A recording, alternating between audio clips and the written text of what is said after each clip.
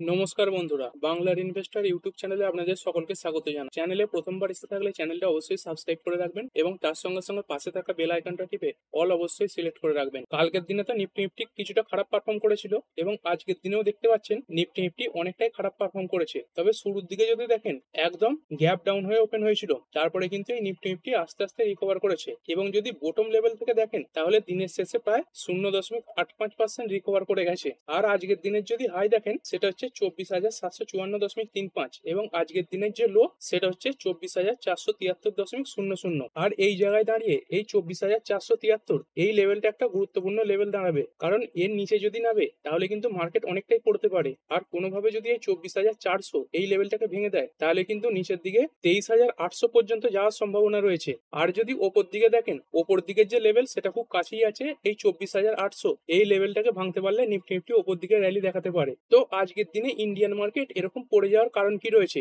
এর আগের দিনই কভার করেছিলাম ইউএস এবং ইউরোপ এরা শঙ্কা প্রকাশ করেছিল এই ইসরায়েল এই দেশটা যে কোনো সময় ইরানের উপর অ্যাটাক করে দিতে পারে। কেননা এই ইসরায়েল এবং ইরান এই দুটো দেশের মধ্যে তো একটা যুদ্ধ অনেকদিন ধরে চলছে। তারপরে এই ইরান এই দেশটা তাদের যে নিউক্লিয়ার ওয়েপন সেটা তৈরি করার চেষ্টা চালাচ্ছে এবং যেটা হলে ইসরায়েল এই দেশটার জন্য খারাপ হবে। সেই কারণের জন্য ইসরায়েল এবং এর যে বন্ধু দেশ ইউএস এরা কিন্তু এই ইরানের যে নিউক্লিয়ার ওয়েপন তৈরি সেটার উপর বাধা দেওয়ার চেষ্টা করছিল। আর ইরান এই বাধা না মেনেই সেই যে নিউক্লিয়ার ওয়েপন সেটা তৈরি করছিল। তো সেই কারণেই আমেরিকা বলছিল যে কোনো সময় ইসরায়েল ইরানের উপর অ্যাটাক করে দিতে পারে। আর কালকে এই নিয়ে ডিটেলসে আলোচনা করেছিলাম। আর আজকে সকালেই এই যে ইসরায়েল তারা ইরানের যে নিউক্লিয়ার এবং মিলিটারি সাইট তার উপর অ্যাটাক করে দিয়েছে। আর দেখুন এই অ্যাটাক কিন্তু কোনো ছোটখাটো অ্যাটাক নয়, এই অ্যাটাকে ইরানের যে চিফ হোসেন সালামি তিনি মারা গেছেন এবং এই নিউক্লিয়ার ওয়েপন নিয়ে যে সায়েন্টিস্টরা কাজ করছিল তাদের মধ্যে দুজন নিউক্লিয়ার সায়েন্টিস্টও মারা গেছে। এছাড়াও যদি দেখেন এই অ্যাটাকে ইরানের কিছু আর্মি প্রধান যেমন এই গোলাম আলী রশিদ, তারপর তো এর আগেই বললাম এই হোসেন সালামি, তারপরে এই যে মোহাম্মদ বাঘেরি এরা সবাই মারা গেছেন। আর সব মিলিয়ে ইসরায়েলের এই অ্যাটাকে 20 জন সিনিয়র ইরানিয়ান কমান্ডো মারা গেছেন এবং প্রায় 95 জন এই অ্যাটাকের ফলে আহত হয়েছেন। তো এরপরে রিপোর্টের মাধ্যমে এটাই বলা হচ্ছিল ইরানও এই যে ইসরায়েলের অ্যাটাক তার পরিপ্রেক্ষিতে অ্যাটাক করতে পারে এবং তার কিছুক্ষণ পরেই এই ইরান ইসরায়েলের উপর ড্রোন অ্যাটাক করে দিয়েছে। এখানে যদি দেখেন Iran retaliate with 100 drones after Khamenei wants Israel overstrike। আর এর আগে ইসরায়েল এই যে অ্যাটাক করেছে তাতে 200টা ফাইটার জেট ব্যবহার করেছে এবং ইরানের প্রায় 100টা জায়গায় এই হামলা চালিয়েছে। তো সামারি কি দাঁড়াচ্ছে, এই ইসরায়েল ইরানের উপর অ্যাটাক করার পর এই ইরানও ইসরায়েলের উপর প্রায় 100 খানা ড্রোন দিয়ে অ্যাটাক করেছে। তবে ইসরায়েল দাবি করছে এই যে বেশিরভাগ ড্রোন সেগুলো ধ্বংস করে দেওয়া হয়েছে। আর ইসরায়েল এই যে অ্যাটাক করেছে ইরানের নিউক্লিয়ার সাইটের উপর তাতে ইরানের যে চিফ এই হোসেন সালামি এবং আরো কিছু কমান্ডার তারা মারা গেছেন এবং ইসরায়েলের এই অ্যাটাকে সব মিলিয়ে 6 জন সায়েন্টিস্ট মারা গেছে যারা এই নিউক্লিয়ার ওয়েপন তৈরির সঙ্গে যুক্ত ছিল। এরপরে ইউএস এর যে প্রেসিডেন্ট ডোনাল্ড ট্রাম্প তিনি আবার ইরানকে বলেছেন তারা যেন এই নিউক্লিয়ার ডিল মেনে নেয়, না হলে এরপরে ইসরায়েল কিন্তু আবার ভয়ঙ্কর অ্যাটাক করতে পারে। আর ইসরায়েল এই যে অ্যাটাক করেছে এর ফলে ইরান কিন্তু ইউএস এর যে প্রেসিডেন্ট তাকে কিন্তু দোষারোপ করছেন। আর আমেরিকার তরফ থেকে এই যে দোষারোপ সেটা সম্পূর্ণভাবে নাকচ করে দেওয়া হয়েছে। মানে ইউএস এর যে প্রেসিডেন্ট ডোনাল্ড ট্রাম্প তিনি বলছেন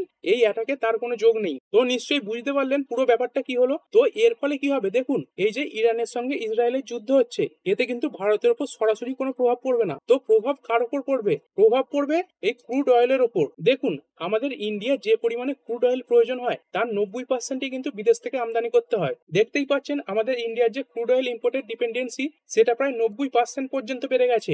মাত্র 10% ক্রুড অয়েল আমাদের নিজেদের দেশে উৎপাদিত হয়। আর এই যে দেশগুলোর সঙ্গে যুদ্ধ লেগেছে এই ধরুন ইরান ইসরায়েল এবং তাদের মধ্যে যে মধ্যস্থতা করার চেষ্টা করছে এই আমেরিকা, তারা কিন্তু একটা বড় ক্রুড অয়েল উৎপাদনকারী দেশ। আর তবে যদি ইরান দেখি, ইরান কিন্তু খুব বেশি ক্রুড অয়েল প্রডিউস করে না। এখানে দেখতে পাচ্ছেন ইরানের যে ক্রুড অয়েল প্রোডাকশন সেটা কত করে 4.22 মিলিয়ন ব্যারেল পার ডে। মানে এই ধরুন প্রায় 42 লাখের কাছাকাছি ব্যারেল প্রতিদিন এই ইরান উৎপাদন করে থাকে। কিন্তু এই ক্রুড অয়েলের যে দাম সেটা বাড়িয়ে দেওয়ার ক্ষমতা কিন্তু এই ইরানের রয়েছে। কেন বলছি চলুন একটু দেখে নিই। এইখানে দেখতে পাচ্ছেন ম্যাপ খুলে নিয়েছি, এই দিকে দেখুন ইরান রয়েছে আর এই দিকে দেখুন ওমান এই দেশটা রয়েছে। আর এদেরই মাঝখানে এই যে ন্যারো মতো জায়গাটা দেখতে পাচ্ছেন এইটাকে বলা হয় স্টেট অফ হরমুজ। এই জায়গা দিয়ে প্রচন্ড পরিমাণে ক্রুড অয়েল কিন্তু এক্সপোর্ট হয়ে থাকে। চলুন আপনাদের গুগল ম্যাপে ভালোভাবে বুঝিয়ে দিই। এইখানে দেখুন গুগল ম্যাপ খুলে নিয়েছি, এই দিকে দেখুন এই ইরান এই দেশটা রয়েছে, তারপর এই দিকে দেখুন ওমান এই দেশটা রয়েছে আর এরই মাঝখানে দেখুন এই একটি ন্যারো জায়গা আছে। চলুন একটু জুম করে নিই।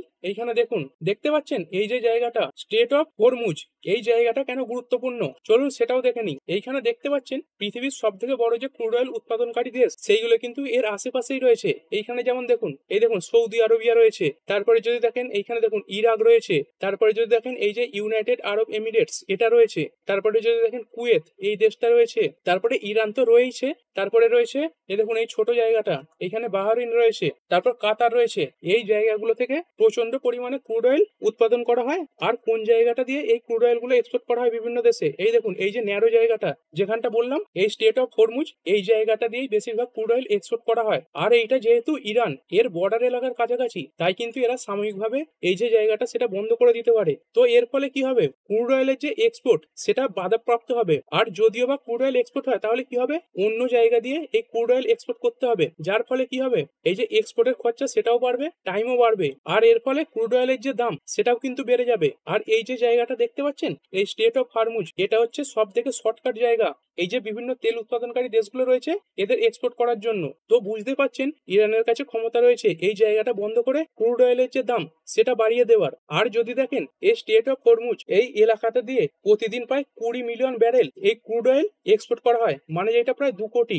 আর সমগ্র পৃথিবী যে পরিমাণে এই ক্রুড অয়েল এক্সপোর্ট করে থাকে তার মধ্যে এই যে স্টেট অফ হরমুজ আছে এইটা দিয়ে প্রায় 20 থেকে 26% ক্রুড অয়েল এক্সপোর্ট করা হয়। তো বুঝতেই পাচ্ছেন এই জায়গাটার কত গুরুত্ব রয়েছে। আর এটা যেহেতু ইরানের কাছাকাছি, তাই যে কোনো যুদ্ধ পরিস্থিতি তৈরি হলে ইরান কিন্তু এই জায়গাটা বন্ধ করে দেওয়ার হুমকি দেখায়। আর ঠিক এই কারণেই দেখতে পাচ্ছেন ক্রুড অয়েলের যে দাম সেটা কিভাবে লাফিয়ে বেড়েছে।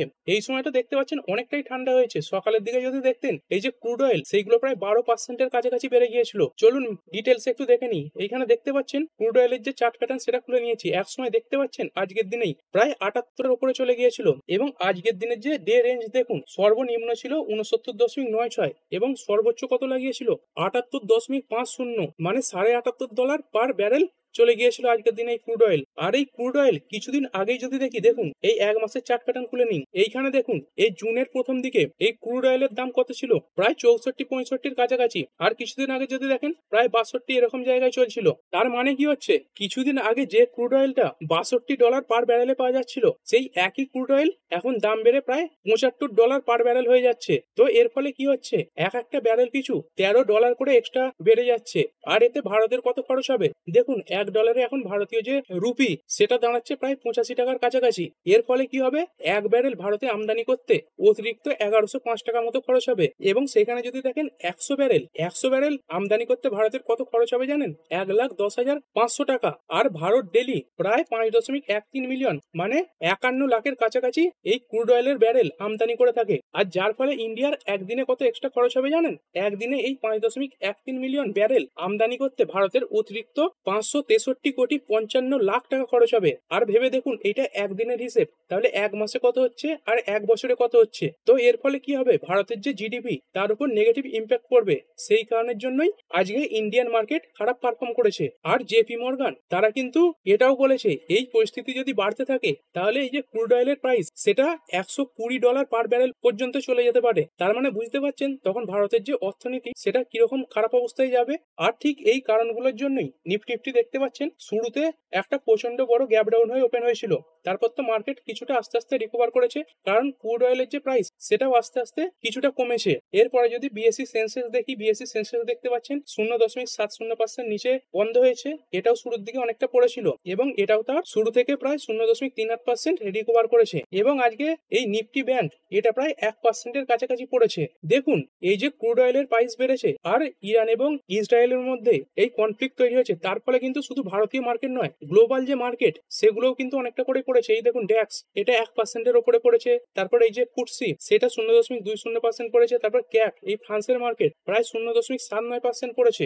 তারপর যদি দেখেন ইউরো স্টক্স এটাও 1%-এর উপরে পড়েছে। দেখতে পাচ্ছেন বেশিরভাগ যে মার্কেট সেগুলো কিন্তু সবই নেগেটিভে চলছে। তারপর দেখুন ইসরায়েলের মার্কেট TA35 এটাও প্রায় 1.5%-এর কাছাকাছি পড়ে গেছে। তারপর জাপানের মার্কেট নিক্কেই এটাও 0.92% পড়া। তারপর সাংহাই ইন্ডেক্স এইটাও 0.1% পড়া। এবার হ্যাংস্যাংও যদি দেখেন 0.5%-এর উপরে পড়েছে। মানে সব মার্কেটেই আজকে পতন দেখা গেছে। এমনকি সাউথ কোরিয়ার যে মার্কেট কোসপি এটাও 0.87% পড়েছে। এরপরে যদি আমাদের ইন্ডিয়ান মার্কেট দেখি, ইন্ডিয়ান মার্কেটের মধ্যে নিফটি ফিফটির মধ্যে 11টা কোম্পানি আজকে পজিটিভে বন্ধ হয়েছে, 38টা কোম্পানি নেগেটিভে বন্ধ হয়েছে এবং একটা কোম্পানি এর আগের দিনের ক্লোজিং প্রাইসেই বন্ধ হয়েছে। এবং টোটাল এনএসির মধ্যে যদি দেখি 2964 খানা স্টক আজকে ট্রেড হয়েছে, যার মধ্যে পড়েছে কত দেখুন 1824 খানা স্টক আজকে পড়েছে এবং পজিটিভে বন্ধ হয়েছে 1059টা। এরপরে যদি বিভিন্ন ইন্ডাইসেস গুলো দেখি, এইখানে দেখতে পাচ্ছেন নিফটি নেক্সট 50 এটা 0.83% পড়েছে। তারপর নিফটি ব্যাংক এটা 1%-এর কাছাকাছি পড়েছে। তারপর ফাইন্যান্সিয়াল সার্ভিস এটাও 0.92% পড়েছে। মিড ক্যাপ সিলেক্ট এটাও 0.34% পড়েছে। বেশিরভাগ যে ব্রড মার্কেট ইন্ডাইসেস গুলো সেগুলোই বেশি পড়েছে। তবে যদি দেখেন আজকে মিড ক্যাপ স্মল ক্যাপ এইগুলো কিন্তু এই যে লার্জ ক্যাপ স্টক এইগুলো থেকে কম পড়েছে। দেখতে পাচ্ছেন মিড ক্যাপ এগুলো 0.36%, তারপর যে স্মল ক্যাপ এগুলো 0.38%, 0.37% এইগুলো পড়েছে। মানে আপনার পোর্টফোলিওতে আজকে যদি এই স্মল ক্যাপ এবং মিড ক্যাপ এই স্টক গুলো থেকে থাকে তাহলে দেখবেন আপনার পোর্টফোলিও আজকে লার্জ ক্যাপ স্টক গুলোর তুলনায় কম পড়েছে। এরপরে যদি সেক্টরাল ইন্ডাইসেস দেখি, নিফটি অটো এটা 0.36% পড়েছে। তারপর ফাইন্যান্সিয়াল সার্ভিস এটা 0.77% পড়েছে। এফএমসিজি 1%-এর উপরে পড়েছে এবং নিফটি আইটি যেটা বেড়েছে খুব সামান্য 0.02%। তারপর নিফটি মিডিয়াও খুব সামান্য বেড়েছে, যেগুলো পড়েছে খুবই বেশি পড়েছে। এরপর নিফটি ফিফটির মধ্যে যে কোম্পানিগুলো ভালো পারফর্ম করছে সেগুলো হচ্ছে বিইএল আজকে 2%-এর কাছাকাছি বেড়েছে। তারপর ওএনজিসি এইটা 1.28% বেড়েছে। তারপর টেক মাহিন্দ্রা এটা 0.83% বেড়েছে। তারপর টিসিএস এটা 0.38% বেড়েছে। তারপর উইপ্রো এটা বেড়েছে 0.38%। এবং যে স্টকগুলো পড়েছে সেগুলো হচ্ছে আদানি পোর্টস এটা 2.27% পড়েছে। তারপর আইটিসি এটা 1.67% পড়েছে। তারপর স্টেট ব্যাংক অফ ইন্ডিয়া এটা 1.57% পড়েছে। হিন্ডালকো পড়েছে 1.49% এবং আদানি এন্টারপ্রাইজ এটা পড়েছে 1.43%। আর এই ক্রুড অয়েলের দাম বেড়ে যাওয়ার ফলে যেই কোম্পানিগুলো ক্রুড অয়েল উৎপাদন করে সেইগুলোর দাম বেড়েছে। যেমন এই ওএনজিসি এটা দেখুন এটা 1.28% বেড়েছে। তারপর আরো একটি কোম্পানি অয়েল ইন্ডিয়া এটাও ক্রুড অয়েল উৎপাদন করে, এটাও 2%-এর কাছাকাছি বেড়েছে। এবং যে কোম্পানিগুলো এই ক্রুড অয়েল ইম্পোর্ট করে মানে বাইরের দেশ থেকে আনে সেইগুলো দেখবেন আজকে মার্কেটে খারাপ পারফর্ম করেছে। যদি দেখেন এই এইচপিসিএল এটা 1.60% পড়েছে। তারপরে বিপিসিএল এটা 1.80% পড়েছে।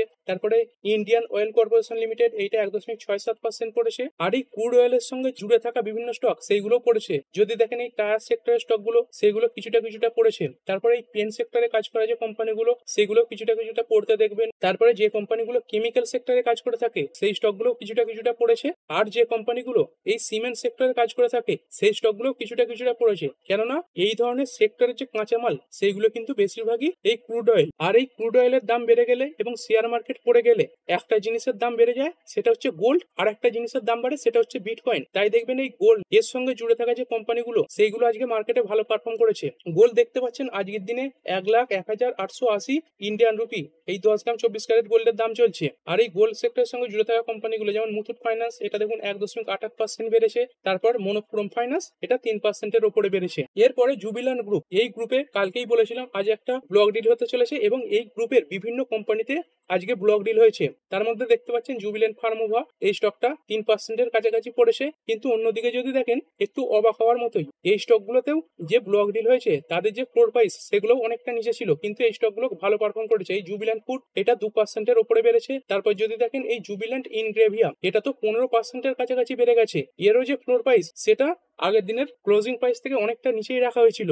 এরপরে যদি দেখেন এই যুদ্ধ পরিস্থিতি তৈরি হলে যে স্টকগুলো ভালো পারফর্ম করে সেগুলো হচ্ছে ডিফেন্স স্টক। সেই কারণে এই কোচিন শিপইয়ার্ড এটা 2%-এর উপরে বেড়েছে। তারপর জিআরএসি এটাও 3%-এর উপরে বেড়েছে। হ্যাল বেড়েছে 1.59%, বিডিএল বেড়েছে 1.55%, জেনটেক এটা 4.36% বেড়েছে। আর এই শিপ বিল্ডিং আরো একটি কোম্পানি জিই শিপ এটাও 1%-এর উপরে বেড়েছে। দেখুন যখন কোনো দেশের সঙ্গে যুদ্ধ পরিস্থিতি তৈরি হয় তখন কিন্তু এই ডিফেন্স স্টক গুলো বেশিরভাগ সময়ই ভালো পারফর্ম করে, কারণ এদের যে অর্ডার পাওয়ার সম্ভাবনা সেটা অনেকটা বেড়ে যায়। এরপরে যদি দেখেন রিয়েলিটি সেক্টরে কাজ করা কোম্পানিগুলো আজকে কিছুটা ভালো পারফর্ম করেছে। যেমন ওবেরয় রিয়েলটি এটা 0.79% বেড়েছে। গোদরেজ প্রপার্টিজ বেড়েছে 1%-এর উপরে। তারপরে লোধা এটা 0.61% বেড়েছে।